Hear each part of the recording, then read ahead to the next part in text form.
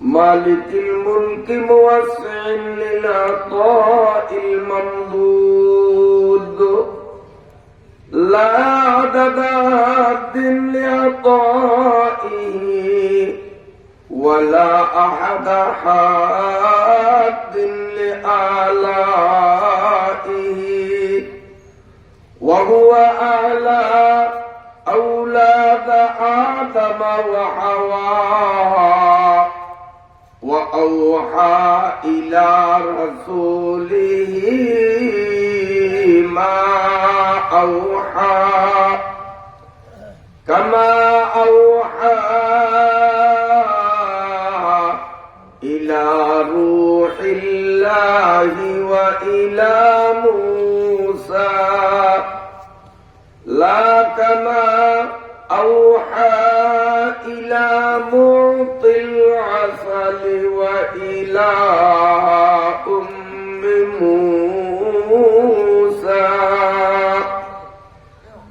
اللهم صل وسلم دائما على رسولك محمد المكرم الأكرم صعيد السماء وعلى آله الصلحاء السعداء اللهم صل على محمد وعلى آل محمد كما صليت على إبراهيم وعلى آل إبراهيم إنك حميد مجيد اللهم بارك على محمد وعلى آل محمد كما باركت على إبراهيم وعلى آل إبراهيم إنك حميد مجيد أما بعد فأعوذ بالله من الشيطان الرجيم بسم الله الرحمن الرحيم أقم الصلاة لدلوك الشمس إلى غسق الليل وقرآن الفجر إن قرآن الفجر كان مشهودا صدق الله مولانا العظيم চরপেশন থানাধীন পূর্ব হালিমাবাদ নুরানি হাফিজিয়া মাদ্রাসা ও যুব তাফসীর কমিটির যৌথ উদ্যোগে একটানা 2 দিন ব্যাপী আয়োজিত তাফসীরুল কোরআন মাহফিলের আজ শেষ দিনের সমাপনী পর্বের সম্মানিত সভাপতি, শ্রদ্ধেয় অতিথিবৃন্দ, উপস্থিত অদূর সুদূর থেকে আগত সর্ববয়সের সর্বস্তরের ধর্মপ্রাণ কোরআন প্রেমিক আমার দিনী ভাইরা, পর্দার আড়ালে অবস্থানরত পরমা শ্রদ্ধেয়া অবলা সরলা সম্মানিতা আমার মায়েরা, বোনেরা ও মেয়েরা, আমি আপনাদের সামনে সংক্ষিপ্ত খুতবা ও দুরূদ শরীফ পাঠান্তে পবিত্র কোরআনুল কারীম থেকে সামান্য কিছু অংশ তিলাওয়াত করলাম। আল্লাহ রাব্বুল আলামিন যদি তৌফিক দান করেন, তিলাওয়াতকৃত আয়াতের মর্মে কিছু কথা আপনাদের সামনে উপস্থাপন করার মনোনিবেশ করলাম ইনশাআল্লাহ। সর্বপ্রথম মহান আল্লাহ পাকের দরবারে শুকরিয়া, যিনি আমাদেরকে দুনিয়ার সকল ব্যস্ততা থেকে অবসর রেখে কোরআনুল কারীমের জলসায় সুস্থ শরীর নিয়ে সুশৃঙ্খল ভাবে উপস্থিত হওয়ার মতো সুযোগ করে দিলেন। মনের গহীন থেকে আল্লাহকে শ্রদ্ধা ভরে কৃতজ্ঞতা জানাই, বলুন আলহামদুলিল্লাহ। এই যে তাফসীরুল কোরআন মাহফিলে আসলাম, এখানে এসে আমরা দেখতে পেলাম অনেক আলেম ওলামাদের উপস্থিতি আছে। কি বলেন না? বলছি নাই, আলেমরা নাই। এই আলেমদের মজলিসে যে আল্লাহ আমাদেরকে বসার সুযোগ করলেন, এই জন্য আপনারা আল্লাহর প্রতি বেজার না খুশি? কেন খুশি? তার কারণ হলো আল্লাহ পাকের কাছে আলেমরা এত দামি, সাধারণ মানুষ 1 মিনিট সময়ের জন্য আলেমের মজলিসে যদি বসে, কতটুক সময়? 1 মিনিট। আলেমদের মজলিসে কোন সাধারণ মানুষ 1 মিনিট সময়ের জন্য যদি বসতে পারে, আল্লাহ তাআলা তার আমল নামায় পূর্ণ 1 বৎসর রোজা রাখা, পূর্ণ 1 বৎসরের প্রতিটি রাত বিনিদ্রভাবে জাগ্রত থেকে ইবাদত করার পূর্ণ সওয়াব আল্লাহ আমল নামায় দান করেন। তো আলেম ওলামাদের মজলিসে বসার কারণে মিনিটে যদি এত সওয়াব, ঘন্টায় কত সওয়াব, কয়েক ঘন্টায় কত সওয়াব, বাড়ি গিয়ে হিসাব মিলাবেন। আলেম ওলামাদের মজলিসে যদি কেউ বসে, সহিহ হাদিস, রাত যেহেতু বেশি, আলোচনাকে গুটিয়ে আমি সংক্ষিপ্তকরণের পথ চয়ন করতে হবে, এজন্য হাদিসের আরবি ইবারত গুলো পড়লাম না, শুধু বাংলা ভাবার্থটা বলছি। রাসূলুল্লাহ সাল্লাল্লাহু আলাইহি ওয়াসাল্লাম বলেন, আমার সাধারণ উম্মত আলেমদের মজলিসে গিয়ে বসতে পারলো আর আলেমের চেহারার দিকে দৃষ্টি দিল মনের ভালোবাসা নিয়ে। নবীজি বলেন, যতক্ষণ আলেমের দিকে তাকিয়ে থাকবে, প্রতিটি সেকেন্ডে সেকেন্ডে যিনি আলেমের মুখ ভক্তির সাথে দেখবে, তার জন্য প্রতিটা সেকেন্ডে সেকেন্ডে আল্লাহ তাআলা একজন ফেরেশতা বানাবেন। এখন চিন্তা করুন, যদি সেকেন্ডে একজন ফেরেশতা হয়, এই আলেম ওলামাদের চেহারার দিকে আমরা ঘন্টার পর ঘন্টা তাকিয়েছিলাম, সামনে তাকিয়ে থাকবো, বর্তমানে তাকিয়ে রইলাম, তো আজকের এই মাহফিলে আমাদের জন্য কত অসংখ্য ফেরেশতা আল্লাহ তৈরি করছেন। আমরা হায়াতের সময় সীমায় ফুরিয়ে গেলে মরে যাব, কবরস্থ হব, কিন্তু আজকে যেই ফেরেশতাদেরকে আল্লাহ আলেমের মুখ যিনি দেখলেন তার জন্য তৈরি করলেন, আমি মরলে, আপনি মরলেও এই ফেরেশতারা মরবে না। ফেরেশতারা হায়াত পাবে কিয়ামত পর্যন্ত। আমাদের মরার পরেও কিয়ামত পর্যন্ত এই সকল ফেরেশতারা আমাদের গুনাহ মাফের জন্য দোয়া করবে। এমন একটা বরকতময় মাহফিলে আল্লাহ তাআলা আমাদেরকে কবুল করছেন, আমরা খুশি না বেজার? অন্তর থেকে আল্লাহকে আরেকবার শুকরিয়া জানাই, আলহামদুলিল্লাহ। এই জন্য আলেম ওলামাকে আমরা অন্তর দিয়ে মহাব্বত করব, ভালোবাসবো, ঠিক আছে? কিন্তু আমাদের দেশে আল্লাহ মাফ করুক, কিছু মানুষ সঠিক জ্ঞান না থাকার কারণে আলেম ওলামা দেখলেই তাদের চোখ টনটনায়। নাই আপনাদের চরপেশনে নাই, হয়তো আছে। আলেম দেখলেই চোখ বিষিয়ে ওঠে। আমরা তাতে মোটেও বেজার নই। কেন? আমি একটা উদাহরণ দেব, আপনারা কথা বুঝলে উত্তর দিবেন। ছোটবেলায় আপনারা যখন একদম ছোট ছিলেন, কয়েক মাস বয়স, বাবার কোলে মায়ের কোলে পায়খানা তো কেউ করেন না। একবারে ছোট্টকালে দুধ খায় যখন মায়ের কোলে যে মা এত কষ্ট করে 10 দিন পেটে রাখছেন, আগের হুজুর বলছেন বাবা খেয়ে না খেয়ে কষ্ট করে লালন পালন করেন, এই বাবার কোলে মায়ের কোলে তো কেউ হাগেন না, হাগবেন না? আমিও হাগছি, হয়তো এখন মনে নেই। আমি যে বড় ওয়াজ করতেছি আমিও কিন্তু ওই কাম করছি, এখন মনে নেই।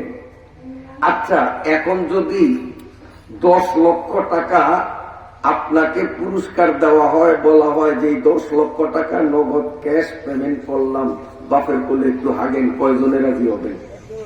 10 লক্ষ না 10 কোটি টাকা দিলে কথা কোন টাকা রাজি হবেন? হাঁটবেন কেন?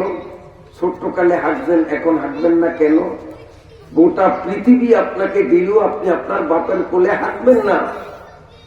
আর ওই সময় বিনা পয়সায় কেউ কিছু আপনারা দেয় নাই, লোক দেখায় নাই, শরৎ করে হাঁকে দিচ্ছেন কেন? ওই সময় বাবা কি জিনিস এইটা আমরা বুঝতাম না, মা কি জিনিস, মায়ের মর্যাদা বাবার মর্যাদা বুঝতাম না, অবুঝছিলাম, তাই পায়খানা করছি। এখন আল্লাহর রহমতে আমাদের জ্ঞান হইছে, বুদ্ধি হইছে, মায়ের মর্যাদা বাবার মর্যাদা আমরা চিনি। অতএব 10 কোটি না, গোটা পৃথিবীর সব টাকাও যদি আমারে দেয় আমি আমার বাবার কোলে আনবো না, ঠিক আছে নাকি? কেন? এখন বাবারে চিনছি।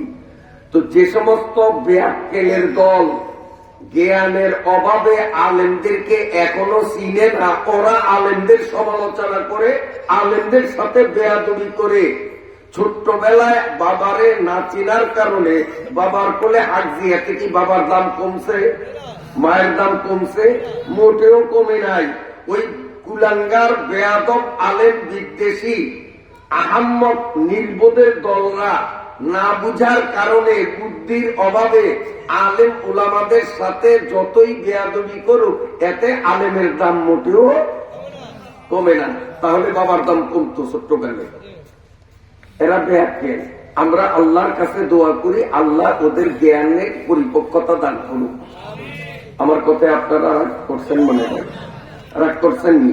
আর একটা উদাহরণ দিই, তারপরে আলোচনায় আসবো, খুব মজার আলোচনা। আমগো বলা বাদুর আছে, আপনাকে সর্বেশন আসেনি। আমি যা দেখছি আর আপনারা দেখছেন মিলে কিনা দেখেন। আমি আমগো বলার দেখছি, কারণ এক দেশের এক ভাই রান্ধে মুরগা হয় নাই, এটা কথা আছে না? আমগো বলার বাদুরা আপনাকে সর্বেশনের বাদুরে আবার তালে মিলে ঠিক আছে নি দেখেন। আমগো বলার দিয়ে আমি দেখছি সব পাখিরা গাছের ডালে পা দিয়া বসে, পাও রাখে, তারপরে বসে। একা ব্যতিক্রম ধর্মী বাদুরিয়ায় গাছের ডালের উপরে বসে না, ও পাও দিয়া গাছের ডাল এভাবে পেঁচ দিয়া ধরিয়া কল্লাটা নিচের দিকে সারিয়া সম্পূর্ণ শরীরের ভার ঠ্যাঙ্গের উপরে রাখে। আপনাকে সর্বসনের দিক এরকম। তো এইরকম দেখিয়া গাছতলে দাঁড়াইয়া মনে মনে বাদুরিয়ারে জিগাই, এই ব্যাগ কর, দেখতে দেখতেও শিখতে পারস না অন্য অন্য পাখিরা কি সুন্দর বসিয়া থাকে, কষ্ট হয় না? আর তুই যে ঠ্যাং দিয়া ঝুলিয়া রইছ, সারা শরীরের বারটা তোর ঠ্যাঙ্গের উপরে, তোর কত কষ্ট হয়। ওই ব্যাগ কলের ঘরের ব্যাগ কল, তুই এত কষ্ট করস, উঠাব কষ্ট কমইব। কিন্তু বাদুরি আমার কথা বলবো, গরনা বিনা বড় যে সাপারা চস, গরনা বিনা বড় যে সাপারা চস, চশমায় আপতা বরাচে গুনা। বাদুরিয়ারে যত কই বই তো অত বইয়েই না, বরং করে কি, এই আমার দিকে চান। এই হলো বাদুরিয়ার ঠ্যাং। ঠ্যাং দিয়া এই পেঁচাইয়া ধরিয়া কল্লা নিচের দিকে ঝুলিয়া থাকে। কতক্ষণ পরে পরে এই কল্লাটারে একটু মোড়াইয়া উপরের দিকে চাইয়ে চোখটা খোলে। চোখটা খুললেই সূর্যটারে আমার দিকে চান, মুখের দিকে চান, 2-3টা ভেঙ্গাটি দিয়া আবার চোখ বন্ধ করিয়া কল্লা তন্মিল দেখায়। কিছুক্ষণ পরে আবার কল্লাটারে ব্যাখ্যা করে উপর দিকে উঠিয়া চোখটা খুললি ভেঙ্গায়।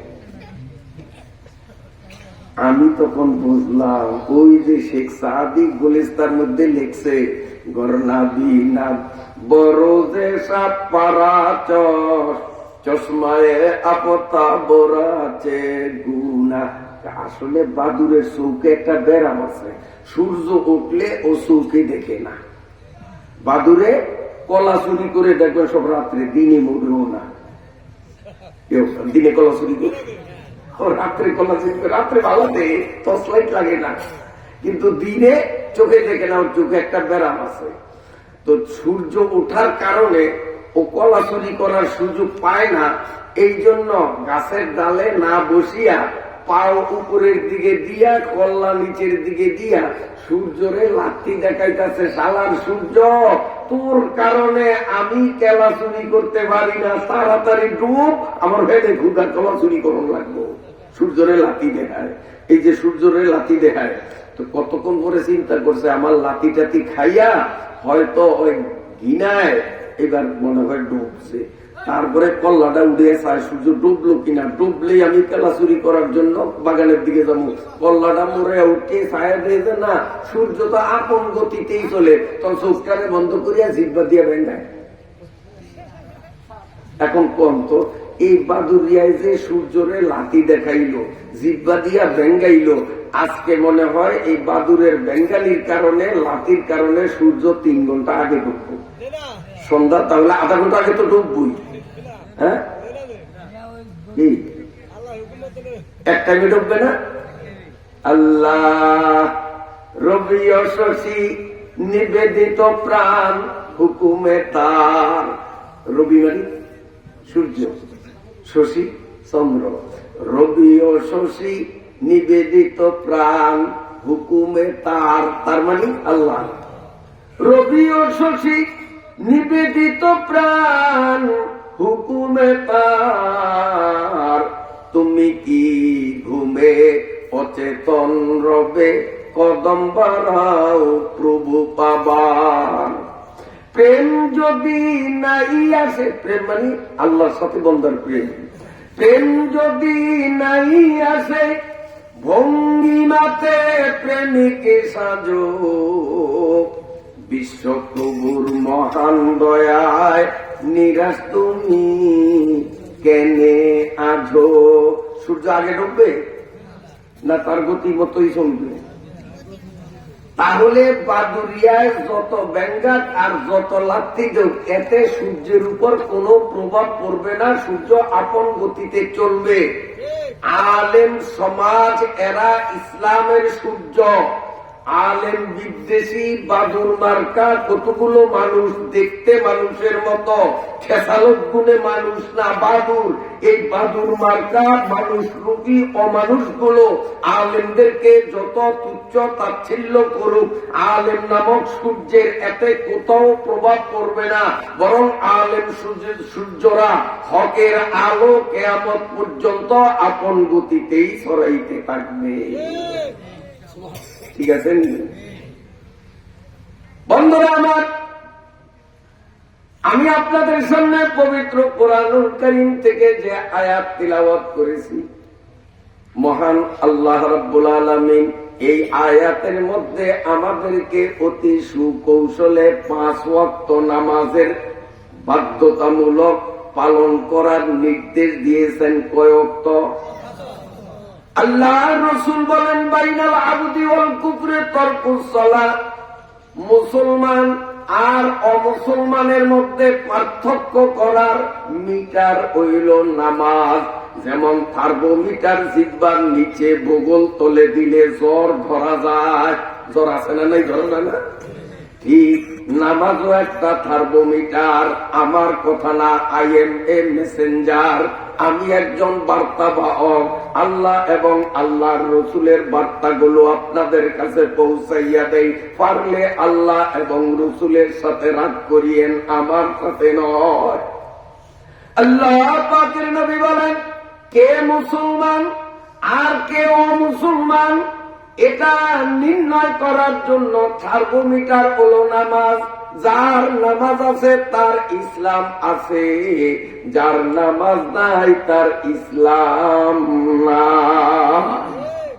সোজা কথা, যার নামাজ নাই তার ইসলাম নাই, সে মুসলমান না। আবার কেউ আছে নামাজ আছে, তবে সপ্তাহে একদিন, আপনাদের এলাকায় নাই মনে হয়, সাপ্তাহিক মুসল্লি। আবার আরেক দল আছে সাপ্তাহিক হাজিরা দেয় না, তবে বছরে 2 দিন ছাড়ে না। সেদিন আমরা হুজুররাও যায় নামাজ বিছানের জায়গা পাই না। বছরে আমরা খালি 2 দিন। আপনাদের দেশে আছে নি?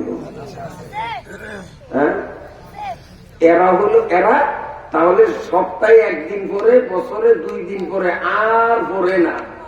যারা অমুসলিম তারা তো মোটেই পড়ে না, আর যারা নিয়মিত পড়ে না শুক্রবারে আর রোজার ঈদে, কোরবানির ঈদে পড়ে, এরা হলো মুনাফিক।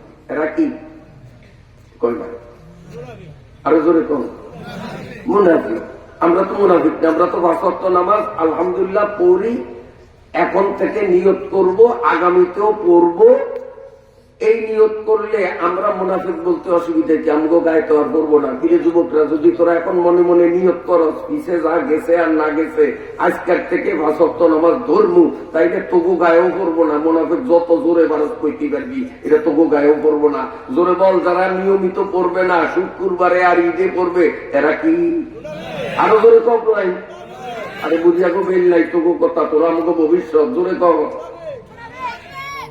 এটা আমার কথা না, একটু কবিতা শুনি আপনাদের। রাত্র বেশি হয়েছে তো একটু সন্ধে সন্ধে মজা লাগাইলে একটু আপনাদের ক্লান্তিটা লাঘব হবে। বলবো, মুনাফিকে মুসলিম দেখবি যদি আয়, মানে নামে মুসলিম কাজে মুনাফিক। মুনাফিকে মুসলিম দেখবি যদি আয়, 5 ওয়াক্ত নামাজ ওরা পড়ে না। ওরা মানে মুনাফিকরা। 5 ওয়াক্ত নামাজ ওরা পড়ে না, বছরে 2 ঈদের নামাজ ছাড়ে না, মাঝে মধ্যে টুপি মাথায় দিয়ে ওরা জুমা পড়িতে যায়।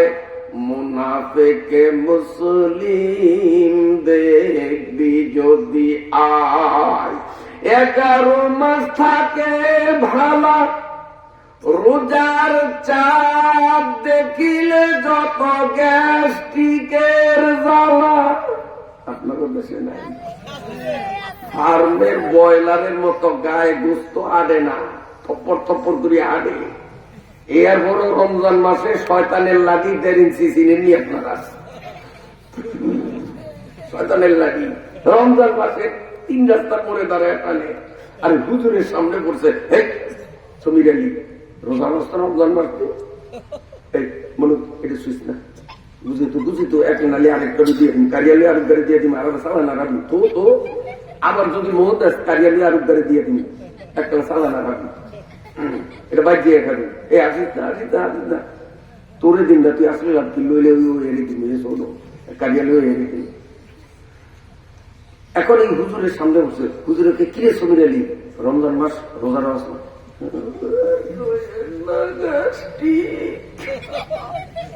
পরে সুতার মধ্যে পায়খানা বইয়া গালে ফিরার দরকার। 11 মাস গ্যাস্ট্রিকের গড় সাথে দেখা নাই, রোজার সাদ উঠলো না, যেন কোথার গজব পড়লো যত গ্যাস্ট্রিকের করার জন্য। 11 মাস থাকে ভালা, রোজার চাঁদ দেখিলে যত গ্যাস্ট্রিকের জ্বালা, চায়ের দোকানে পর্দা ঝুলাইয়া পেট ভরিয়া খায়। মুনাফিকে মুসলিম দেখবি যদি আয়। রমজান আইতে আছে সামনে, বেশি দূরে না। এই আরেক কিসিমের মুনাফিক তখন দেখবেন দরজায় পর্দা লাগে, গুডুর গুডুর করিয়া চা বানায়। পর্দা যখন দিছে ভিতরে কি চলে আল্লাহ দেয় না, আল্লাহ দেয়নি। তুই পর্দা দিস কি হবে? এই পর্দা দিয়ে লাভটা হয়েছে কি? তুই পর্দা দিল আল্লাহ দেহে, না দিল আল্লাহ দেহে। তো পর্দা দিলি মানে আল্লাহর লোকে ভাইজলামি করলি। এই পর্দা তো না আল্লাহর লোকে স্যাংরামি করা, স্যাংরামি বলি মুনাফিক। আরো এক কিসিমের মুনাফিক আছে কমনি, বুঝতাম? আল্লাহ রে, আপনারা আবার কে কি কোন জানি না রে, হুজুর এত করার কথা কইব, বুঝলে তা আবার তুই কি জানি না। এইবার যখন না বুঝছে দিচ্ছে, সুযোগ পাইছে একটু পড়িয়াই যায়, আগামীতে একটা দিবেন না, আবুও না।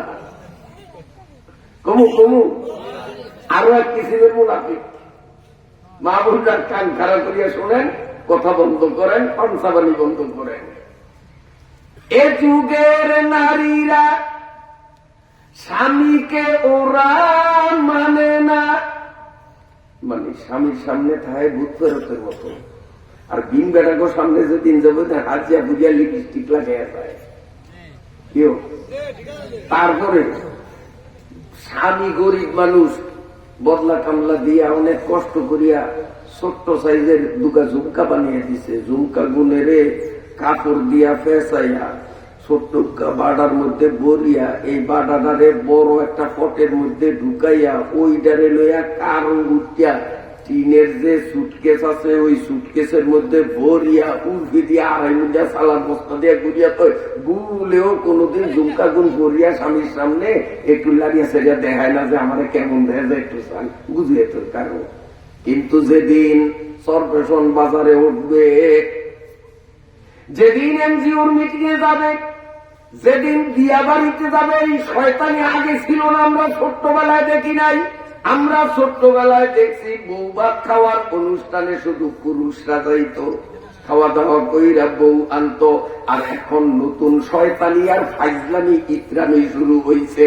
যতজন পুরুষ যায় তার চেয়ে বেশি ল্যাংডা পংডা নারীরা যায়। বেলা যাবে সরবার মতো একই টেবিলে, কার বউ আর কোন বেড়া কোন ইয়ে নাই, বাদ বিচার নাই, পাশাপাশি বসিয়া ভাত খায়। এগুলোর আকলের উপর জুতার বাড়ি। আকলটা কোথায়? বিন্দারকে সামনে গানটা কে খায়? সেদিন এই যে যাই সর্বসম যাইব, মিটিং এ যাইব, বিয়া বাড়ির যাইব, কার একটু ঝুমকা গুণ নামায়, নামে কানো লাগাইয়া আয়নার সামনে খাড়ে খাড়ে সাইজে আমার কেমন না, এগুন সাইজে ছোট পুরান মডেলের, এগুন দিলে তো আমার তেমন বেশি দম দেখা যায় না, বেটাকে চোখ আইব না। কাজী ওই দৈন্দার বাড়ির সকিনার মা বুঝান, এরা তো ধনী মানুষ, এগুলি আধুনিক মডেলের বড় বড় ঝুমকা, দামি ঝুমকা ওদি পড়লে একটু বেটারা ভালো করিয়া চাইব।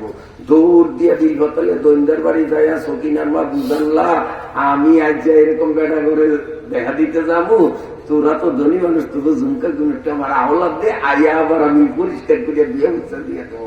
আওলাদ করে আনিয়া ঝুমকা গুণ পরিয়া, যেদিনে বোরকা পরে না এদিনে তো মানুষের কাতারই করি না, ওরি বা। আর যেদিনে বোরকা পরে আমার দিকে চান, ঝুমকা কানে লাগাইয়া প্রথম মুদি দোকানের জাফের মতো মুখটা খোলে, মুদি দোকানের জাফ খুলছে, এরপরে বোরকা কানের ঠেলিয়া কানের পিছিয়ে দেয় এরকম। কি আরে বোরকা এরকম থাকলে তো ওই শকিনের মা বুঝানের ঝুমকা লড়নি তো বেটারা দেখবো না, এত বেটাকে দেখানো লাগবো। এই বোরকারে ঠেলিয়া এমনি দিয়া তখন গেড়ি লাগতে লাগতে রাস্তা দিয়ে আগে কত বেশরমা, কত বেমাজা, কত ব্যাক। হায় হায় হায়, ওই মনে করে যে আমার দিকে বেটারা চায়, আর মৌরেও চায় না। আমরা বেটারা বালা করি বুঝি এটি তোমার না, এটি শকিনার মা বুঝালে তো না, ওরা পাচ্ছ পরের জিনিস আমরা চাই না, আমরা চাইও না। তুমি খালি মন কেলা খাও যে তোমার আমরা চাই, আমরা চাই না। আমরা জানি যে তুই আল্লাহ কে পরের জিনিস, তোমার নিজের না। নিজের জিনিস হইলে ঘুরিয়া দেখতে রাখতা, কেউ ঠিক না। এই জন্য কইছি এই যুগের নারীরা স্বামীরে মানে না, স্বামীর সামনে তাই রাস্তার পাগলির মতো।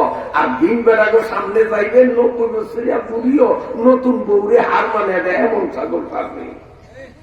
এ যুগের নারীরা স্বামীকে ওরা মানে না, গায়ে মাথার কাপড় ফেলে ওরা মার্কেট করিতে যায়। মুনাফিকে মুসলিম দেখবি যদি আয়, এগুলো এক কিসিমের মুনাফিক। আল্লাহর কাছে দোয়া করব 2 দিন ব্যাপী তাফসীরুল কোরআন মাহফিলের বরকতে আল্লাহ রাব্বুল আলামিন আমাদের নারী পুরুষ, জুয়ান বৃদ্ধ, শিক্ষিত মূর্খ নির্বিশেষে এলাকার প্রতিটি মানুষকে আল্লাহ যেন মুনাফিকের কাতার থেকে বাদ করিয়া মুমিনের কাতারে কবুল করিয়া নেয়, আমিন। আল্লাহ কয় ওয়াক্ত নামাজের কথা বলছেন, أقم الصلاة لدلوك الشمس إلى غسق الليل وقرآن الفجر إن قرآن الفجر كان مشهودا। এই আয়াতের মধ্যে 5টা ওয়াক্তের নামাজের কথা বলা হয়েছে।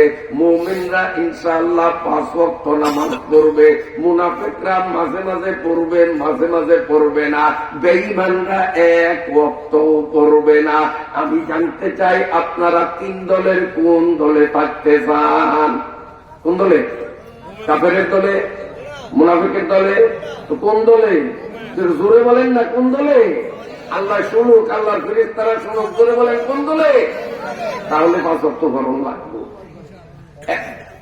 এখন শোনেন, অসুবিধা হয়নি, গায়ে লাগবে কারণ ডাক্তারের কাছে ফোড়ার রুগী যদি যায় তো ডাক্তারে ফোড়া টিপ দিলে রুগী একটু ব্যথা পাইবই। আর রুগী যদি ব্যথা পাই আর ডাক্তারের মা বোন 14 গোষ্ঠীরে হুইল পাউডার দিয়া দোয়, তারপরও ডাক্তার যদি সঠিক ডাক্তার হয় গালি সহ্য করবে, টিপ কিন্তু তার পড়া। কারণ ডাক্তার জানে টিপ সারিয়া দিলে এই পুইজে পচা লাগবো, আটকাটিয়া দেওয়া লাগবো, ওই গাইলা আমি কিচ্ছু মনে করি, আমি টিপটা ফুইজ সব বাইর করবো। আমরাও শরীয়তের ডাক্তার, এখন ফুইজ গালা ধরছি, কয়েকজনের একটু ব্যথা লাগছে, এই জন্য জোরে জোরে কথা কয়। তা আপনি মনে করেন যে কথা কইলেই বয়েন সারিয়ে দিব, আমি ডাক্তার সার মনে ফুইজ বাইর করিয়া জানবো, কারণ ফুইজ থাকলে আটকাটিয়া লিখবো, পচা যাইব। কমু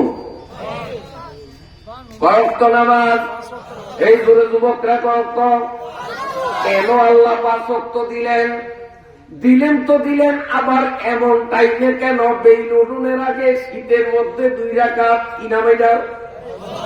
আবার দুপুরে মরিচ ক্ষেত নিরানি, তারপরে তরমুজ খেতে পানি দেওয়ার ঝামেলা থাকে, ওই টাইমে আবার 4 রাকাত কেন দিলেন? কেন আবার 4 কেন? বিকাল বেলা যুবকদের খেলাধুলার টাইম, এই টাইমে আল্লাহ নামাজ দিলেন কার? দিলেন তো দিলেন 2 রাকাত দিল তো, ওই তো 4 রাকাত দিলেন কার? এই নামাজটার নাম কি? মাশাআল্লাহ, আপনারা দুয়া জানার জন্য ভালো জানেন। এখন সংক্ষেপে শোনেন বন্ধুরা আমার, হযরতে মূসা আলাইহিস সালাতু ওয়াস সালাম আল্লাহ পাকের নির্দেশে বনি ইসরাইলদেরকে নিয়ে মিশর ত্যাগ করিয়া যখন ময়দানের দিকে রওনা দিলেন, মাঝখানে লোহিত সাগর পড়ল। আল্লাহ পাক মূসারে বললেন পানিতে লাঠি দিয়া বাঁধি দাও। মূসা নবী যখন পানিতে লাঠি দিয়া আঘাত করল, সঙ্গে সঙ্গে আল্লাহর কুদরতে পানি বরফের মতো হইয়া দাঁড়াইয়া গেল, মাঝখানে বিশাল বিশ্বরূপ হইয়া গেল। 12টা বিশ্বরূপ, 12টা। কারণ মূসা নবীর উম্মতরা ছিল 12 জাতি, প্রত্যেক জাতির জন্য ভিন্ন ভিন্ন বিশ্বরূপ। কয়টা বিশ্বরূপ হয়েছে? এই 12 বিশ্বরূপ ধরিয়া মূসা নবী তার উম্মত গুলোরে নিয়া ওপারে যখন উঠলেন, তখন রাত্র প্রায় আনুমানিক 8টা, 8:30। এদিকে ফেরাউন তার চেলা চামুন্ডদের নিয়া মূসা নবীরে ধরার জন্য, মারার জন্য ওরাও সাগরের এই বিশ্বরূপ দিয়া যখন রওনা দিল, সাগরের সমান মাঝখানে যখন আসছে, আল্লাহ সাগর রে কয়, সাগর রে এতক্ষণ আমার ইমানদারের খাতিরে রাস্তা দিছস, এখন তো শয়তান বদমাইশ কাফের তোর পেটের মধ্যে এখনো পথ কেন দিয়া রাখছ? মিশিয়া যাও। সাথে সাথে পানি গলিয়া গেল, ফেরাউন গোষ্ঠী সহ মরিয়া মরা ইঁদুরের মতো আসছে। ফেরাউনের দল মরিয়া গেছে, সব সাপ। মূসা নবীর উম্মত একটা মরে নয়, সব ওপারে উঠছে, কিন্তু ক্লান্ত। সারাদিন দৌড়াইতে দৌড়াইতে তাদের ঠ্যাং ব্যথা হইয়া গেছে, শরীর খারাপ হয়ে গেছে। সবাই তাড়াতাড়ি বিছনা বেডিং রেডি করতেছে, শুইবে, বিশ্রাম করবে। রাত 8টা, 8:30। মূসা নবী লাঠি উঁচু করিয়া বললেন, আমি হইলাম আমির, তোরা আমার মামুর। আমিরের অনুমতি ছাড়া মামুররা কিছু করতে পারে না। তাবলীগে দেন কার পারমিশনে বিস্তারিত করছ? ওর সব কটারি উঠেছে, ডরে ব্যক্তি উঠছে। নবী কি করতাম? দেখ আল্লাহ তাআলা আমি মুসারে নিরাপদে পার করছে, আল্লাহর 1 নম্বর নিয়ামত। 2 নম্বর, আমার উম্মত তোরা বেগুন নিরাপদে পার হইছ, এইটা আল্লাহর 2 নম্বর নিয়ামত। 3 নম্বর নিয়ামত, আমাদের বড় শত্রু ওই ফেরাউনিয়া চোরা উচ্চা খাজুর গাছের মতো বাসে পানির মধ্যে, এইটারে আল্লাহ মারছে। 4 নম্বর আল্লাহর নিয়ামত, এই ফেরাউনিয়ার সৈন্য বাহিনী যারা আমাদেরকে মারার জন্য অস্ত্র নিয়েছে, সব কয়টা বড় উন্দুরের মতো বাসে। এই যে আল্লাহ 4টা নিয়ামত দ্বারা আমাদেরকে ধন্য করলেন। নিমক হারামের মতো আমরা কেমনে এখন ঘুমাই? এই 4টা নিয়ামতের শুকরিয়া আদায়ের জন্য আমরা 4 রাকাত নামাজ পড়ি, নফল নামাজ। ফরজ ছিল না, 4 রাকাত নফল নামাজ পড়ি, আল্লাহ খুশি হইব। 4 রাকাত পড়তে সময় কতদূর লাগে, এরপরে ঘুমাই। সবাইকে হয় এই দোষ একটা কথা, আল্লাহ 4টা নিয়ামত দিছে, শুকরিয়া আদায় না করলে তো নিমক হারাম হইতে হয়। আর 4 রাকাত পড়তে হইবা কতক্ষণ লাগবো? সব কয়েক আল্লাহু আকবার বলিয়া নামাজে দাঁড়াইয়া গেল। আল্লাহ রাব্বুল আলামিন ফেরেশতাদেরকে ডাকিয়া বলেন, আমার ফেরেশতারা দেখ, তাকাইয়া দেখ এই ময়দানের দিকে। সারাদিন মানুষগুলো দৌড়াইছে, মনে ভয় ছিল, শরীর ক্লান্ত, এরপরেও তারা 4 রাকাত নামাজের নিয়ত করিয়া দাঁড়াইয়া গেছে। এদের নামাজটা আমি আল্লাহর কাছে খুব ভালো লাগলো, আমার মনটা গলিয়া গেল। আমি প্রতিদিন রাত 8টা, 8:30টায় এরকম 4 রাকাত নামাজের একটা সিনারি না দেখলে আমি মনের বুঝ দিতে পারবো না। অতএব ফেরেশতা তোরা সাক্ষী থাক, আমার দোস্ত আখিরি নবী মুহাম্মাদুর রাসূলুল্লাহর উম্মতের উপরে কিয়ামত পর্যন্ত রাত 8টা, 8:30টায় 4 রাকাত নামাজ আমি বাধ্যতামূলক করে দেব। যখন আখিরি নবীর উম্মতরা রাত 8টা, 8:30টায় 4 রাকাত নামাজে দাঁড়াইয়া যাবে, আজকে মুসা নবী এবং তার উম্মতের নামাজ দেখিয়া আমি যেমন খুশি হইছি, আখিরি নবীর উম্মতের এশার নামাজ দেখিয়াও আমি একই রকম খুশি হব। আমার ভাইরা বাবাজিরা, আদম আলাইহিস সালামকে আল্লাহ বানাইছেন বেহেশতের মধ্যে, শুনছেন না আপনারা? তিনি বেহেশতে বসবাস করতেন, সব কিছু খাওয়ার অনুমতি ছিল, বিশেষ একটা গাছের ফল খাইতে নিষেধ করা হয়েছে। শয়তান কৌশল করিয়া ধোঁকা দিয়া আদমের অজান্তে আদমের পেটে ওই ফল ঢুকাইয়া দিছে। আল্লাহ রাব্বুল আলামিন বললেন, ও আদম, নিষিদ্ধ ফল খাইছ, এখন পায়খানার ব্যাগ হইছে। আমার জান্নাতের মধ্যে কোনো বাথরুম নাই, ওয়াশরুম নাই, পায়খানার ব্যবস্থা নাই। তোমার এখন জান্নাত থেকে বাহির হইয়া দুনিয়াতে যাওয়া লাগবে। আল্লাহ রাব্বুল আলামিন হযরত আদম আলাইহিস সালামকে জান্নাত থেকে বের করে দিলেন। তিনি টুস করে পড়লেন সুরাইনদ্বীপ, আমাদের পার্শ্ববর্তী এলাকা ভারতের পাশে। এই সুরাইনদ্বীপে একটা পাহাড়ের উপরে আদম আলাইহিস সালাতু ওয়াস সালাম পড়লেন। রাত তখন আনুমানিক 12টা, 12:30। আদমের জীবন সঙ্গিনী হাওয়াকে ধাক্কা মারছেন, তিনি সৌদি আরবের জিদ্দায় গিয়ে পড়লেন। আমার ভাইরা বাবাজিরা, আল্লাহ রাব্বুল আলামিন ইবলিসরেও ধাক্কা দিলেন, যে ইবলিস আদমরে গন্ধম খাওয়াইছে। ধাক্কা খাইয়া ইবলিস দিয়া পড়লো স্পেনে। আর ছিল একটা সাপ, যে সাপের মাধ্যমে ইবলিস জান্নাতে পালাইয়া ঢুকছিল। আমি সেই ঘটনায় যাব না। আল্লাহ সাপেরও লাত্তি মারিয়া জান্নাত থেকে বের করে দিলেন। এই সাপ পড়লো দেমিস্কের মধ্যে, আদম পড়লো সুরাইনদ্বীপে, হাওয়া পড়লেন জিদ্দায়, ইবলিস পড়লো স্পেনে, আর সাপ পড়লো দিমিস্কে। লক্ষ লক্ষ মাইল দূরত্ব, কারোর সাথে কারো দেখা নাই। আদম আলাইহিস সালাতু ওয়াস সালাম রাত 12টা, 12:30টায় যখন তিনি ওই সুরাইন্দি পাহাড়ের জঙ্গলের মধ্যে পড়লেন। চতুর্দিকে তাকাইয়া দেখেন অন্ধকার আর অন্ধকার। জীবনে জন্মের পর থেকে জান্নাতে অন্ধকার দেখে নাই। লা ইয়ারাউনা ফিহা শামসান ওয়ালা জামারিরা। আল্লাহর কোরআনের আয়াত। জান্নাত রাজ্যটা এমন রাজ্য যেখানে সূর্যের প্রখর আলো থাকবে না, রৌদ্র থাকবে না। জান্নাত দেশটা এমন দেশ যেই দেশের মধ্যে কখনো অন্ধকার দেখা যাবে না। আদম নবী জীবনেও অন্ধকার কি জিনিস দেখে নাই, কল্পনা করে নাই। এখন হঠাৎ করিয়া অন্ধকারের মধ্যে পড়িয়া কলিজা দুপুর দুপুর দুপুর দুপুর করে আর আল্লাহ আল্লাহ বলিয়া কান্দে।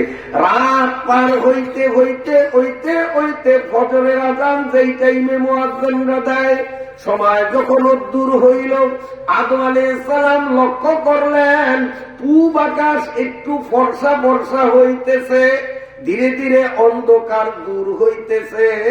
সাথে সাথে আদম আলাইহিস সালাম কয়, মাবুদ গো, ও মাবুদ, দেখা যায় আলো আসতেছে, দেখা যায় অন্ধকার দূর হইতেছে। আলো আসা, অন্ধকার দূর হওয়া তোমার দুইটা নিয়ামতের লক্ষণ যখন আমি দেখলাম, মাবুদ তোমার সন্তুষ্টির জন্য 2 রাকাত নামাজের নিয়ত করলাম। হযরত আদম আলাইহিস সালাম সুরাইন্দি পাহাড়ে 2 রাকাত নামাজ পড়ছেন। যেই জায়গায় দাঁড়াইয়া তিনি নামাজ পড়ছেন, ভাগ্য গুণে যদি কখনো 5 ফুট বিশাউকে করিয়া সুরেন্দ্রীপ যাইতে পারেন, সেখানে গেলে দেখবেন আজও সেই জায়গাটা সরকার নিয়ন্ত্রণ কইরা রাখছে। সারা পৃথিবীর লক্ষ লক্ষ মানুষ, বিভিন্ন ধর্মের মানুষ ওই জায়গাটা দেখতে যায়। আমার বাবা আদম যেখানে দাঁড়াইয়া 2 রাকাত নামাজ পড়ছেন, ওই পাথরের উপরে আদম নবীর পায়ের দাগ এখনো ক্লিয়ার দেখা যায়। ইব্রাহিম নবী বাইতুল্লাহর দেওয়াল নির্মাণ করছে যেই পাথরে দাঁড়াইয়া, সৌদি সরকার গ্লাসের বেড়া দিয়া ওইটাকে সংরক্ষণ করিয়া রাখছেন। আমি নিজের চৌকে দেখা আছি। হযরত ইব্রাহিম আলাইহিস সালামের পায়ের চিহ্ন স্পষ্ট দেখা যায়। আদম আলাইহিস সালাম যখন এই নামাজের সালাম ফিরাইলেন, আল্লাহ তাআলা কে, আদম রে, এখনো পুরোপুরি অন্ধকার যায় নয়, আলো। এটার আমার নামাই হতো চেয়ারের থেকে টেবিল অনেক নেশা। কোরআন শরীফ বলল নিচে, আমি ঘুরে তুইলাম দিয়া, আবার কে নামাই উঠেছে। এই চেয়ারের থেকে এটা অনেক নিচ্ছে। কোরআনের দাম বেশি না আমার দাম বেশি? আজ আমারে কি আপনারা ডাকতেন যদি কোরআনের কথা না শিখতাম? তো কোরআনের কারণে আমার ইজ্জত হইল, আমার কারণে তো আর কোরআনের ইজ্জত হয় না। তো কোরআন থাকবে নিচ্ছে, আমি থাকবো উপরে, এগুলো খেয়াল করা উচিত। আমি তুলে মুখে আর কে জানে নামে উঠেছে। আচ্ছা, আপনাদের কষ্ট হয়নি? সংক্ষেপ করি, অল্পতে ছেড়ে দেব। আল্লাহ তাআলা আদম আলাইহিস সালামকে বললেন, আদম রে, এখনো অন্ধকার পুরাপুরি গেল না, আলো পুরাপুরি আসলো না, শুধু অন্ধকার যাওয়া আর আলো আসার লক্ষণ দেখিয়া তুমি 2 রাকাত নামাজ তো পড়লা না, আমারে পাগল বানিয়ে এলাইছ। এইরকম প্রত্যেক রাত্রে পূব আকাশ ফর্সা হইলেই 2 রাকাত নামাজের স্মৃতি দেখার জন্য আমি আল্লাহর মন ছটফট করব, আমি নামাজ না দেখিয়া থাকতে পারবো না। এই জন্য আদম তোমারে কথা দিলাম, আখিরি নবীর উম্মতের উপরে এই পূব আকাশ ফর্সা হইলে বেলা ওঠার আগ পর্যন্ত এই টাইমে আমি 2 রাকাত নামাজ ফরজ করে দেব। যদি আখিরি নবীর উম্মতরা এই টাইমে আরামের লেপ, খাতা, কম্বল, লাথি মারিয়া উজু করিয়া আল্লাহর ঘর মসজিদে আসিয়া 2 রাকাত নামাজে দাঁড়ায়, আদম তুমি আজকে 2 রাকাত নামাজ দেখাইয়া আমারে যেমন পাগল বানাইলা, আখিরি নবীর উম্মতরা ফজরের নামাজ আমারে দেখাইলে আমিও তাদের প্রেমে পাগল হইয়া যাব। ফজর, জোহর, আসর, মাগরিব, বাউরে, হুজুরে কলবসে পাঁচু আদা, ফজরে রাকাত 2, জোহরেরও 4, 4 আসরে 3, মাগরিবে আর, ঈশার নামাজ হয় 4টি রাকাতে, 5 বেলা ফরজের সুমার ইহাতে, 17 রাকাত সব তেরের 3 আদায় করিতে হবে, রাখিও একিন। নামাজ কয়ক্ত? হিসাব পাইলেন কয়ক্তের? কয়ক্তের? 76 হিসাব পেয়েছেন? তাহলে তো শেষ। হ্যাঁ, কেউ কয় 6 অক্টের পাইছে, কেউ কয় 2 অক্টের। আমি কোনটা কইতাম? আমি তো এই 2 অক্টের, খালি এশারেরটা কইলাম মুসা নবীর থেকে, ফজরেরটা কইলাম আদম নবীর থেকে, আর তো একটাও কইনি। আপনারা 6টা কই হইলেন? ঘুমাইছে বুঝছি আপনার কথা। 5 অক্টের কয়েক গেল, বাকি 3 অক্ট এই বছর থাক, আপনার কষ্ট হয়। হ্যাঁ, বদুয়া দিবেন না? বুড়িয়া গোবেন নেই, বুড়িয়াকে কইতে আমার ছাড়বো না, জোয়ান যেন মোটা বাঁধিছে। তোরা মানে আমাদের ভবিষ্যৎ, তোকে রক্ত করো, তোকে শীত নাই, বুড়িয়া করে শীত, এই বুড়িয়ারা কয় আমি বুড়িয়াও কথা আমল দিব না। তোরা যদি করতে সালামো আর নাইলে নামো, বিনা মুনাজাতে নামো, মা পেলে যে মুনাজাত হইব না, এটা চলবো না, শেষ হইব। এই জোয়ানটাকে চলবো না, শেষ হইব। তকবীর দে তো, নারায়ে তাকবীর, আরো জোরে নারায়ে তাকবীর। ভালো করিয়া শোন যুবক বাবারা, খুব গুরুত্বপূর্ণ কথা আসতেছে, বেশি লম্বা বয়ান করব না। আল্লাহ ইউনূস আলাইহিস সালাতু ওয়াস সালাম সমুদ্র পথে তিনি যাইতেছেন, যে কোনো কারণে তিনি জাহাজের থেকে সমুদ্রের মধ্যে নিমজ্জিত হয়ে যান, সমুদ্রে পড়ে যান। হযরতে ইউনূস নবী যখন সমুদ্রে পড়েন, তখন সূর্য ডুবে ডুবে প্রায় করছে খুরশিদ দরসিয়াহিয়ে শোধ, করছে খুরশিদ দরসিয়াহিয়ে শোধ, ইউনূস অন্তর দে আলে মাহিয়ে শোধ। হযরতে ইউনূস আলাইহিস সালাম জাহাজের থেকে সমুদ্রে পড়ে যান, তখন বেলা ডুবে ডুবে। এই সময় ইউনূস নবী যখন পড়িয়া গেলেন, একটা বড় ধরনের মাছ আসিয়া ইউনূসে গিলছে। গিলিয়া মাছে কিন্তু একটা জিনিস খেয়াল করবেন, সাবায় না, মাছে সাবায় না, মাছে কি গিলে। এই জন্য মাছে বাচ্চা দেয় না, আন্ডা দেয়। মাছে আর আন্ডা হয় না, বাচ্চা হয়, আন্ডা হয়, ডিম হয়, ডিম ফুটিয়া বাচ্চা হয়। বিজ্ঞান বলে যেই সমস্ত প্রাণী দাঁত দিয়া চাবাইয়া খায়, এরা বাচ্চা দেয়, ডিম দেয় না। যারা চাবাইয়া খায়, যেমন এই যে আমরা, হ্যাঁ, গরু, ভেড়া, ছাগল, এটি চাবাইয়া খায়, এটি কি দেয়? বাচ্চা হয়। আর যারা গিলিয়া খায়, অব আন্ডা হয়। যেমন হাঁস, মুরগি, কবুতর, ওরা চাবায় না, গিলে। সাপ, এরাও গিলে, চাবায় না। মাছ, এরাও গিলে, চাবায় না। তো ইউনূস নবীরে আস্তে টপ করে গিলিয়া ফেলাইছে। গিলিয়া ফেলাইছে, ইউনূস নবী যখন মাছের পেটে গেছে, মাছটা খুশি আছে, একটা ভালো আদা পাইছি। এইতে শো করিয়া যখন পানির তলে গেছে, তার থেকেও বড় আরেকটা মাছ আইয়া এই মাছের ওই দেওয়া খেয়ে ফেলেছে। আপনারা করবেন হুজুর গাজা করি গপ্প, আস্তা একটা 3.5 হাত মানুষ খাইয়া ফেলাইছে, মাছটা কত বড়।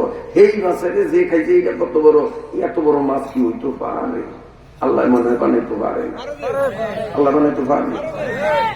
আমরা মুসলিম শরীফের মধ্যে পড়ছি, সাহাবীরা যুদ্ধ শেষ করিয়া নবীজির কাছে আয়া শুনেছে, হুজুর যুদ্ধের ময়দানে আমাকে খাওয়া সব ফুরিয়ে গেছে, কি খাবো? হঠাৎ দেখি একটা মাছ সাগরের ঢেউয়ের বাড়ির লগে কুলে আইছে, আমরা এটার কিছু বস্তু আনছি মাছের থেকে, এগুলা গুণা করছি, ওর চৌকের মধ্যে নামিয়া চৌকের থেকে চর্বি উঠাইছি, চৌকের মধ্যে নামছি, আর ভিতরের থেকে বাইরের কিচ্ছু দেখি না, আর ভিতরে যে ঢুকছে বাইরের তো হেরও দেখে না, যেন তার চৌকটাই একটা দিঘির মতো। চৌকটা মাছের একটা চৌক একটা দিঘির মতো। মাছটা কত বড়, আমি নিজে দেখিয়েছি। আমাদের বাংলাদেশে কক্সবাজার সাগরে একটা বড় মাছ দেখিয়া নৌবাহিনী গুলি করছে আর এইটা ডুবিয়া পরে মরিয়া বাসিয়া উঠছে আর এইটারে সিওল লাগাইয়া টান নিয়া কুলে আনছে, ক্রেন দিয়া উঠাইছে, উঠানের পরে এটারে মাপছে কল্লার থেকে লেজ পর্যন্ত লম্বা হয়েছে 27.5 হাত। লম্বা কয় হাত? 27.5 হাত। আর এটারে খন্ড খন্ড করিয়া একেবারে গোছের মতো টুকরা না, বড় বড় খন্ড করিয়া মিটার দিয়া মাপছে, ওজন হইছে 1,500 মন, 40 কেজি 1 মন, 1,500 মন, 27.5 হাত লম্বা। কম্পিউটার দিয়া এই মৎস্য বিজ্ঞানীরা ওইটার উপরে গবেষণা করিয়া তারা বলছে এইটা লেখাপড়া, এইটার বয়স 6 মাসের নিচ্ছে, এটা পুরা বয়স হয় না, সাবালে হয় নয়, 6 মাসের নিচ্ছে। তো 6 মাসের নিচে লেখাপড়া বাচ্চা যদি 27.5 হাত লম্বা, 1,500 মন ওজন, এইটা যদি সাবালে গইতো, জোয়ান হইতো, কদ্দুর হইতো, কোথায় জানে আল্লাহ। এই বঙ্গোপসাগরে আমার আল্লাহ যদি এইরকম মাছ বানাইতে পারে, ইউনূস নবী যেই সাগরও পড়ছে এই সাগরে আল্লাহ মাছ বানাইতে পারে না? বন্ধুরা, 2 মাসের পেটের ভিতরে ইউনূস নবী আবদ্ধ।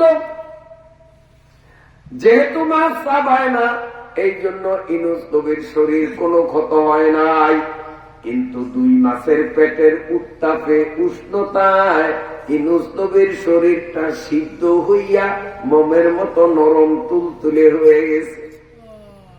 ইউনূস নবী দেখলেন এই বিপদ থেকে একমাত্র আমার আল্লাহ ছাড়া আমার রক্ষাদাতা আর কেউ নাই। আমি এখানে হাই হুতাশ করলে বাঁচতে পারবো না, কান্নাকাটি চিল্লা চিল্লি করলে বাঁচতে পারবো না। মুমিন তো বিপদে পড়লে ডাকবে আল্লাহরে, ইজা ইস্তাআনতা ফাস্তাইন বিল্লাহ। মুমিনের সাহায্যের প্রয়োজন হলে সাহায্য চাইবে আল্লাহর কাছে। হযরত ইউনূস নবী আল্লাহর কথা স্মরণ করিয়া তিনি আল্লাহর কাছে সাহায্য চাইলেন। লা ইলাহা ইল্লা আনতা সুবহানাকা ইন্নী কুনতু মিনাজ জালিমিন। হযরত ইউনূস নবী যখন এই দোয়াটুকু বললেন, আল্লাহ পাক মাছ দুটোটারে হুকুম করলেন, ও মাছ, আর আমার নবীরে পেটে রাখতে পারবি না, তাড়াতাড়ি সরের কিনারে গিয়া বমি করিয়া আমার নবীরে ছাড়িয়া দে। মাছ সরের কিনারে গিয়া প্রথম মাছ বমি করলো, এরপরে দ্বিতীয় মাছ ওইটাও বমি করে দিল। হযরতে ইউনূস নবী নদীর তীরে বালুর মধ্যে ডেগা শরীর, নরম শরীর নিয়া শুয়ে পড়ছে। একেবারে দুর্বল, করতে পারে না, শরীর নরম হয়ে গেছে, হজম হয় না। কেন?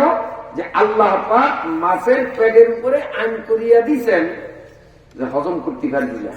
আল্লাহ হুকুম করলে মাছের বাবার ক্ষমতা আছে হজম করার। এই যে এখানে একটা বিজ্ঞানের থিওরি শিখেছি আপনার করে, যেই প্রাণী চাবায়া খায় এগো কি হয়, কথা কয় না, চাবায়া ধরা খায় ডিম, তাহলে আপনার মধ্যে সে বলেন যায় আন্ডার তো লড়ছে, মাতেরিয়া ডিম পারছে। কারণ আমও বলার মাতারিয়া চাবে একা, আপনার এই সর্বশেষ মাতারিয়া মানে গিলিয়া খায়। এ যারা চাবে একা এগো কি হয়, বাচ্চা, আর যারা গিলিয়া খায়, এটা হলো বিজ্ঞানের থিওরি। কলেজে শিক্ষকের ছাত্ররা পড়াইছে, এই আমি যেরকম উদাহরণ দিচ্ছি এরকম উদাহরণ দিয়া এইটাই বাড়ির যাইয়া বই খাতা রাখিয়া 95 বছর 6 মাস 12 দিন তার দাদির বয়স। এই দাদির তো গালে দাঁত নাই একটা, বন্ত নড়তারে না, দরিয়া বয়ে দিলে বইয়া তাই, আবার দরিয়া বয়ে দিলে হুইয়া তাই। বুড়া মানুষ তুই সব সময় তাই লেপ খাতার ফেসের মধ্যে এ তীরে সাগু জাল দিয়া দুধ গরম করিয়া দেয়, নরম নরম জিনিস খায়, কারণ দাঁত তো একটাও নাই। যাইয়াই কয়, দাদি আজ যা সারে ক্লাসে পড়াইছে যারা চাবে একায় এরা বাচ্চা দেয়, যারা গিলিয়া খায় তারা ডিম দেয়। আগে জানতাম না, এখন জানছি। তোমারে দেখি আজ কত বছর গিলিয়া গিলিয়া খাও, আর ডিম পারিয়া নিজে ডিম গোপনে গোপনে নিজে খাও। দাদি ডিমের হিসাব দেওয়ার লাগবো, পারবো দাদি ডিমের হিসাব দিত। নাহার যায় মার্কাব তো আতা কোতান, নাহার যায় মার্কাব তো আতা কোতান, কে যাহাসে পরবায় দন্দা গোতান। সব জায়গায় বিজ্ঞান চলে না, সব জায়গায় যুক্তি চলে না, অনেক জায়গায় আত্মসমর্পণ ধার্মিকরা করতে হয়। ঠিক আছে নি? এটা শুধু আমাদের কথা নয়, ওই বিজ্ঞানী যাদের বিজ্ঞান করিয়া আমাদের এক শ্রেণীর নব্য যুবকরা ধর্মরে বৃদ্ধাঙ্গুল দেখায়, আমি সেই যুবকদের বলবো যে বিজ্ঞানীদের বিজ্ঞান করিয়া আলেম ওলামাদের সাথে বেয়াদবি করো, বৃদ্ধাঙ্গুল দেখো। তোমাদের সেই বিজ্ঞানীরা কি বলছে শোনো। তোমাদের সেই বিজ্ঞানীরাই বলে we can never say that any theory is final, we can never say that any theory is final, but the holy Quran for Muslim is a book no doubt in. শুধু তাই না, আবার কোন কোন বিজ্ঞানী বলেন Bradley the rhetoric and the rhythm of the Arabic of the Quran are so character is so powerful, so highly that any person whatsoever is bound in the nature of things to be but a poor copy of the glittering splendor of the original. এ বাবা, ধর্ম কর্মরে বিজ্ঞানের 2 line পড়িয়া ধর্ম কর্মরে যারা বৃদ্ধাঙ্গুল দেখাও, আমি তোমাদের চোখে আঙ্গুল দিয়া বলি সেই বিজ্ঞানীরা কি বলে শোনো। তারাই বলতেছে there is probably in the world no other book which has remained with superior text. জোরে বলো সুবহানাল্লাহ। বিজ্ঞানীরাই বলতেছে আমাদের বিজ্ঞানের থিওরি সব জায়গায় চলে না, অনেক জায়গায় আমাদের বিজ্ঞানের থিওরি অচল হইয়া যায়। শুধুমাত্র সব জায়গায় চলে সচল কোন থিওরি এই পৃথিবীতে যদি থাকিয়া থাকে, মুসলমানদের কোরআন ছাড়া দ্বিতীয়টা না। এখন কোরআনের বিজ্ঞান কেমনে চলে, ওদের বিজ্ঞান কেমনে অচল হয়, এই মাহফিলটা যদি ওই সর্বেশন কলেজ মাঠে অথবা সর্বেশন হাই স্কুল মাঠে বা আলিয়া মাদ্রাসার মাঠে হইতো, আর বক্তা আমি হইতাম, তো সেখানে সায়েন্সের বিজ্ঞানের আলোচনা করতাম। এই গ্রামে সায়েন্স বিজ্ঞানের আলোচনা করব, শিক্ষিত মানুষ কয়জন? সংখ্যায় খুব কম। ওই জায়গায় হলে ওদের চোখে আঙ্গুল দিয়া দোনালি একটা পরিয়া সদরঘাট থেকে 150 টাকা দিয়া হুরান মার্কেটের থেকে দোনালি একটা কিনিয়া এখন সর্বসনায় আলেম করে কুড়ি আঙ্গুল দেয়। তোরা কি জানো? আসলে জাননেওয়ালা আলেমের কাছে আইসা দেয়। বন্ধুরা আমার, হযরতে ইউনূস আলাইহিস সালাতু ওয়াস সালাম 2 মাসের পেটের গরমে নরম তুলতুলে শরীর নিয়ে যখন চরের উপরে পড়লেন, আমার আল্লাহ কোরআন শরীফের মধ্যে বলেন ফানাবাযনাহু বিল্লাহি ওয়া হুয়া সাকিম। আল্লাহ বলেন আমার নবী ইউনূস মাছের পেট থেকে চরে যখন নিক্ষিপ্ত হলো, তখন তার শরীরটা একেবারে সিদ্ধ হয়ে নরম ছিল। এই শরীরে যদি মশা মাছিতে আঘাত করে, তাহলে তার শরীরে মারাত্মক রোগ হইতে পারে। রব্বুল আলামিন হযরতে জিবরাইলকে বেহেশতের থেকে কদুর একটা বিচি দিয়া পাঠাইলেন। ও জিবরাইল, তুমি ইউনূস, তুমি যেখানে শোয়া তার পাশেই মাটির মধ্যে কদুর বিচিটা গাড়িয়া ইউনূস নবীর উপরে একটা ঝাঁকা দাও। আপনারা কি বলেন? ঝাঁকা কন্যা কি? জাহা। আচ্ছা, একটা জাহা বানাও। হযরতে জিবরাইল কদুর আদি রুইলেন, রুইয়েই তিনি অবাক, মাটির মধ্যে বপন করতে না করতেই অঙ্কুরিত হইয়া সারা গজাইয়া গেছে। হযরতে জিবরাইল একটা জাহা বানাইলেন বিশাল করিয়া, ইউনূস নবী যেখানে শোয়া তার উপরে। এই জাকাটা যখন কমপ্লিট হইয়া গেল, সেকেন্ডের মধ্যে ওই কদু গাছ পুরা ঝাঁকা সে গেল। এটা জান্নাতের কদুরানি, দুনিয়ার কদুরানি না। তাফসীরের কিতাবে লেখে কদু গাছ এমন একটা গাছ, এই গাছের মধ্যে আল্লাহ এমন একটা অ্যাকশন দিছে যে কদু পাতার গ্যাস পাইলে ওইখানে মাছি বাপেরও ক্ষমতা নেই আসবে, মশার দাদারও ক্ষমতা নেই যে কদুর ঝাড় তলে যাইবে। ও গ্যারান ফাইলে দূরে, কয়েলের গ্যারান ফাইলে মশা যেমন ফলায়, কয়েলে কিন্তু মশা মরে না, স্প্রে করলে মশা মরে, কয়েল জ্বালাইলে মশা মরে না, ওটার গন্ধ ভয়ে ফলায়। কদুগা পাতার গন্ধ পাইলেও মশা মাছি পলায়। আল্লাহ রাব্বুল আলামিন ইউনূস নবীকে সুরক্ষা দেওয়ার জন্য জান্নাতের বীজ পাঠাইয়া কদু গাছের ব্যবস্থা করিয়া দিলেন।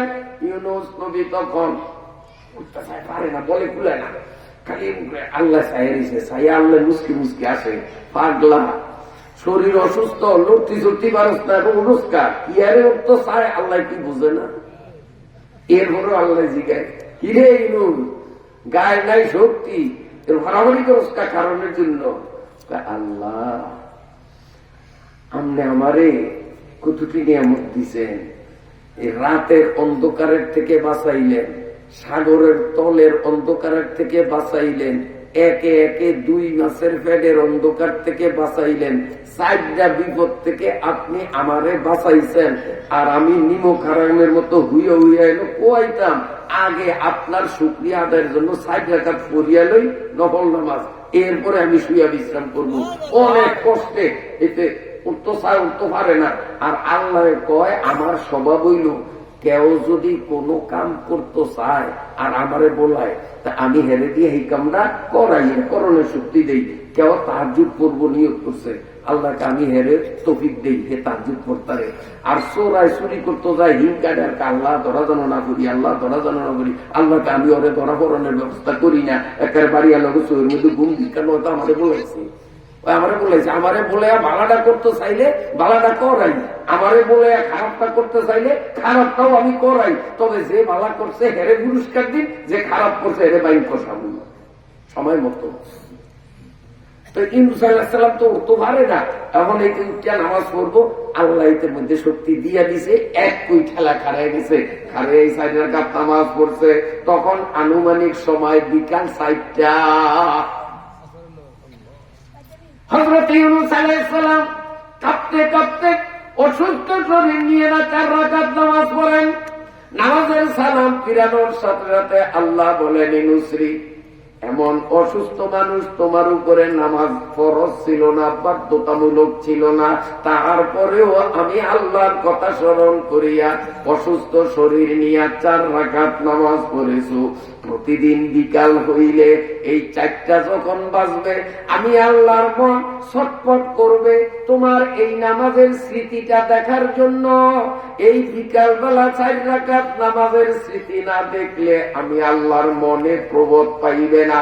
তাই ইউনূস তোমারে কথা দিলাম, আমার আখিরি নবী বন্ধুর উম্মতের উপর কিয়ামত পর্যন্ত এই বিকাল বেলায় 4 রাকাত নামাজ ফরজ করে দিব। আমি আমার বন্ধু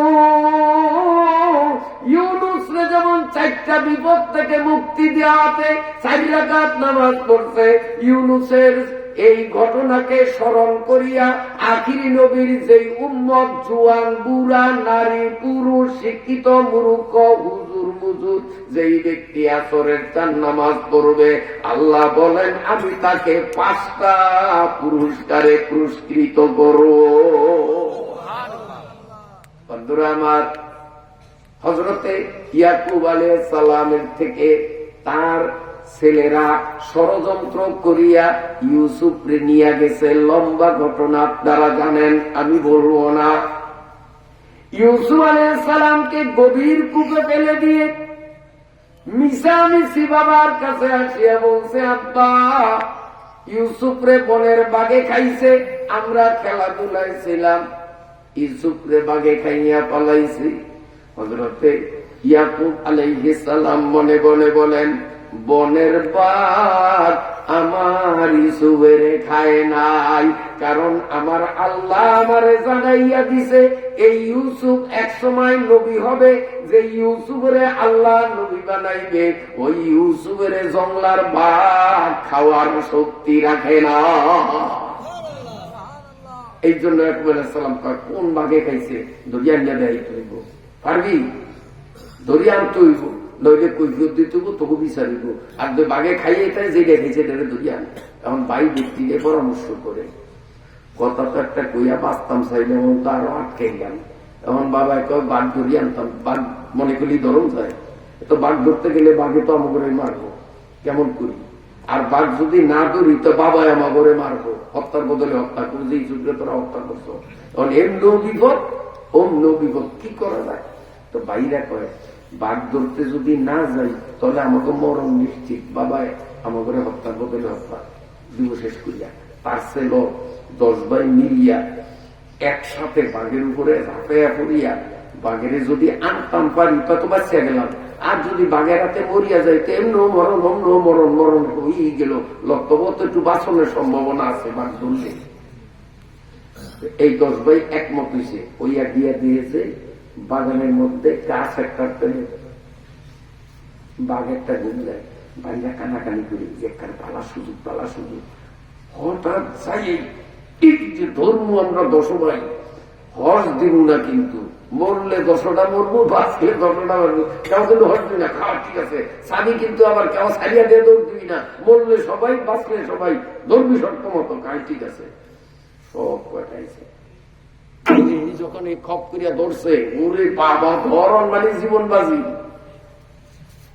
এমন ধরছে বাঘে চোখ মিললে ছায়া দেবে কি রে 10টা দেখা যায় মানুষ না মানুষের আমার নাম শুনলেই করিয়া দুপুর করে এই যে আমি ওর বাঘ কইছি অনেকের বসন খারিয়ে দিছে খালি বাঘ শব্দটা উনিয়া মানুষের বাঘের নাম শুনলেই গড়ে বসন খারিয়া যায় মানুষে বুঝে এরকম ধরে এটি মানুষ না এটি দেখতে মানুষের মতো দেখা গেলে কি এটি মনে হয় বাঘের উপরে টাক মানুষের সুরূপ দূরে আইছে কাজে আমি যদি বাড়াবাড়ি করি তা আমরা খাইয়া নিব এই জন্য ডরে বাঘে একবারে মরার বান্ধরিয়া দিছে আর ওই আরো যে হট দিলেই তো আবার আমার করে ধরবো এই জন্য এরও শক্ত ভাবে ধরছে এরা ধরছে রক্ত ভাবে আর ওই তুই একটা লুতিবুতে করে মরিয়া গেছে যে আমি মরার মতো থাকলে ওরা যদি একটু হস দেয় বাঘের নিয়ত হইল একটা লাভ দিন হলে যায় গিয়া বাঘে এই জন্য একেবারে লাশের মতো